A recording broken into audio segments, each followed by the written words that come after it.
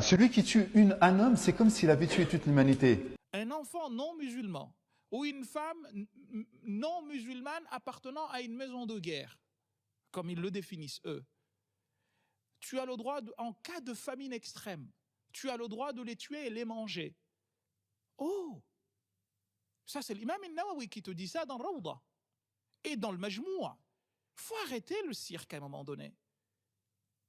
Et de dire que non, c'est pas l'islam, ça. Parce que si tu ne dis pas cela, mais ça laisse aux autres la possibilité de venir et de faire n'importe quoi.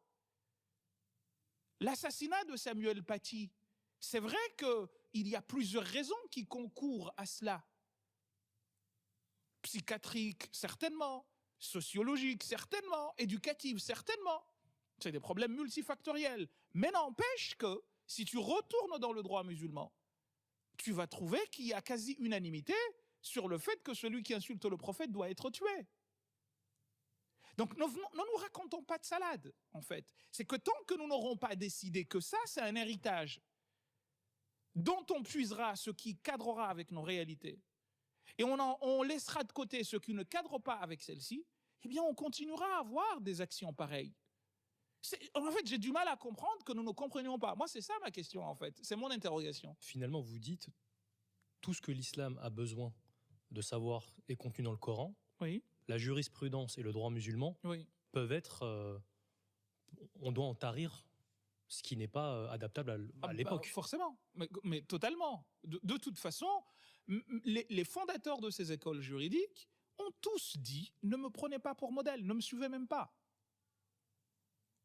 Et ils ne pensaient pas que ça allait devenir ce que c'est devenu. Le problème, c'est qu'on continue à vouloir être gouverné par des gens qui ont vécu à 800 ans. Mais c'est un problème, en fait, on vit de manière anachronique. Lorsqu'une question nouvelle se pose, tout de suite, on va regarder dans les livres. Qu'est-ce que c'est? J'ai même lu ici en France, en 2019, quelqu'un qui a dit, je cite, en fait, il faut stopper la vie et regarder ce qu'il y a dans les livres pour voir si ce qui est dans la vie cadre avec ce qu'il y a dans les livres ou pas. Mais c'est un enfant né en France. Et quelque part, en fait, il y a un problème d'éducation, un problème de société globale à se poser. Il y a peut-être une forme de Amish musulmans qui vont voir le jour. C'est déjà le cas, mais au-delà de ça, moi je pense que c'est d'abord une question fondamentale de société. Parce que si quelqu'un qui est né en France, pays où la critique est reine, pays où la raison est reine, on en vient à ça.